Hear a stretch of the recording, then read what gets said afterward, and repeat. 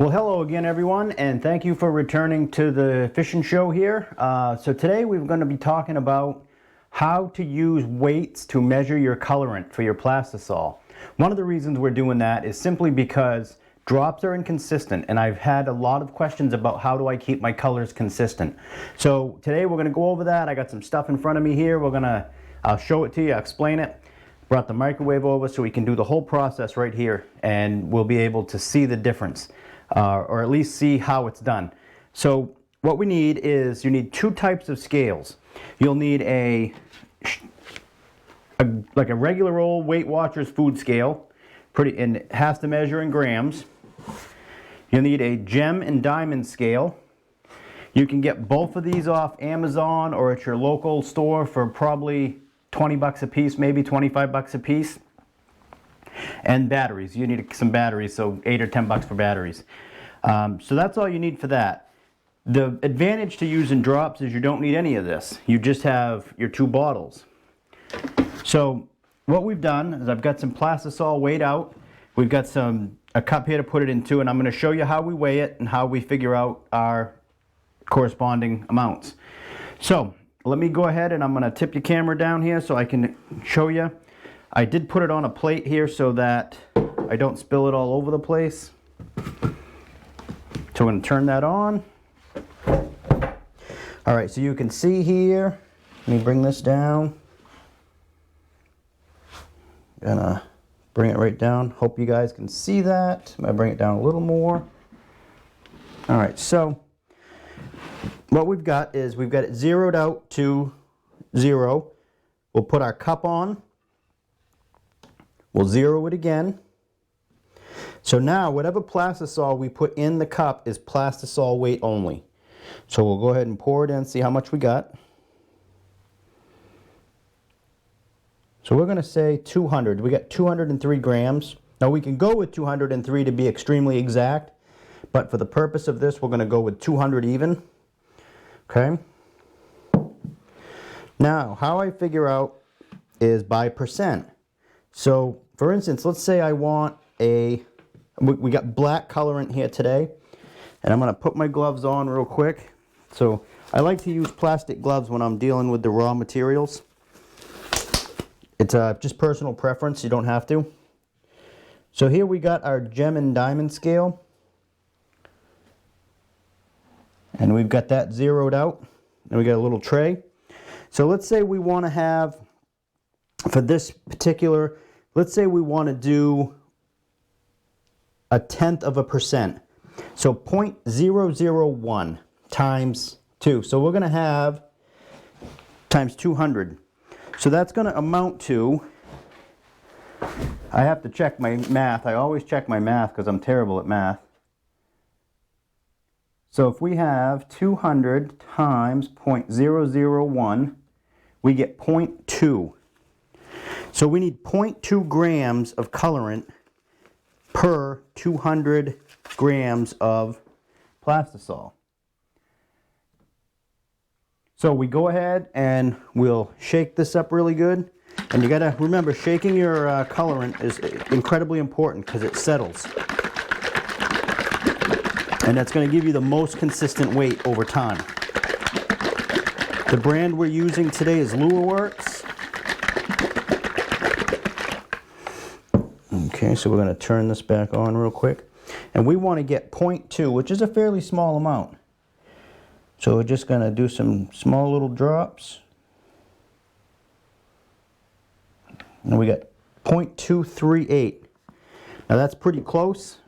We could have been a little bit more exact on that, but for the purposes of the video, we really don't need to be.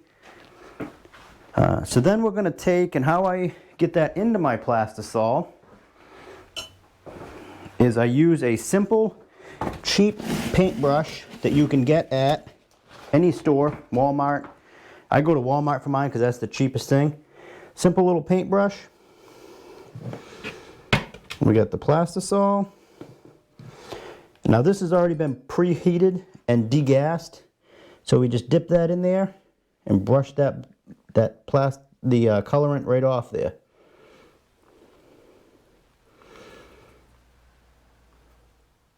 And then once we get it all, We'll wipe this down. Just wipe it with a shop cloth, stick it back on there, and I'm done. Now I know that I can extrapolate this color to larger quantities because I know that my concentrations will be the same. We're going to stir that up real quick. And we're going to pop it in the microwave and see how that comes out. And I hope you guys will join me for the color series. We're going to be doing that coming right up. So we're going to give that a minute and a half, and we're going to go over a little bit more about what's going on with the colors and how this works. So now that we've got that cooking, we're going to talk about why drops is inconsistent. You see we got two different bottles, two different openings. So 10 drops out of this bottle will not be the same as 10 drops out of this bottle. Could be way less, could be way more, depending on how this top is cut. So this is a pre-cut dropper. This is a dropper that gets cut each time you get a new bottle. So that's where you get some inconsistencies from counting drops. And it may not be a huge inconsistency, it may just be a little bit, but it's noticeable. So what we want to try and avoid is noticeable variations in our product over time. So I know that for let's say I do 1,000 grams, I know that 1,000 times 0.1% will give me the number I need to make the same color in a big batch as I made in this little batch. So that's how we know by weight that will always be the same, all inputs the same. Now, some of the variance you might see by weight is when you use different plastisols. So a very soft plastisol, 250 grams, may be a different amount than 250 grams of a harder plastisol. And by amount, I'm talking about liquid volume. So you may end up with a little bit more or less liquid volume and more or less weight depending on which type of plastisol you're using and even which brand. So in order for drops or to be accurate, you got to use the same thing all the time. In order for weight to be accurate, you have to be consistent with what you're using. So if I'm always using Lua Works Black and I'm using soft material, that's always going to be pretty much the same. Now if I say I want to use a hard material, I'll first mix up a batch of what my predefined limit is. Now let's say 1% or 1/10% in this case. I will run it 1/10% in the hard and see if that color is the same or if I need to make adjustments. Now you may need to make slight adjustments or you may not. Alright, so let's give that a little bit longer. So that's how we do colors here at Kenco Fishing. We do them all by weight. Now, glitter can be done by weight. You would have to get a separate scale for that, and only because of cross-contamination. Like the flake sticks really bad to stuff. This stuff has the best static cling in the whole wide world. So it'll be a mess if you try to do your colors and your glitter in the same scale. I don't weigh my glitters, I use measuring spoons for those. And that's been fairly accurate for now.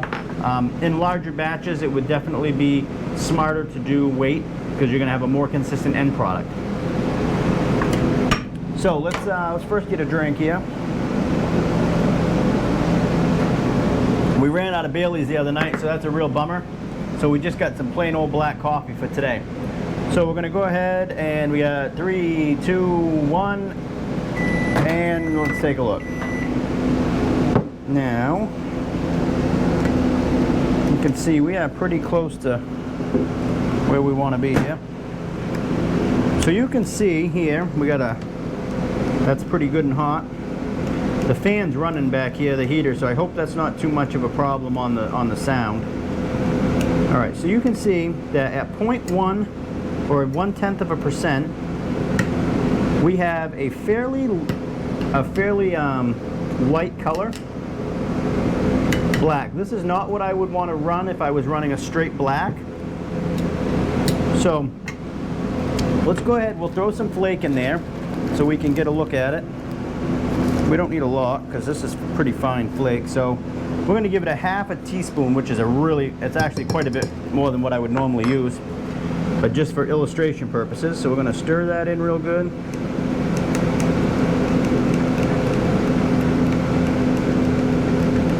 Alright, so you can see here now we have a very light black, and the blue comes through really well. So if we was to shoot this, actually we will shoot this just for amusement's sake. We'll shoot it into a Ned mold, and you'll see how that black really takes up the color there, and how it by having 1/10%, it's a really light translucent black. So let me grab a mold and a injector real quick here. All right, so we got a mold.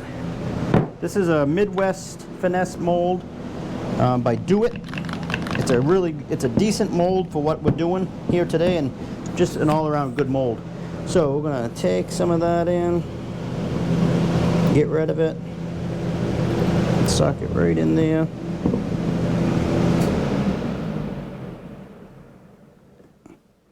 Top that off.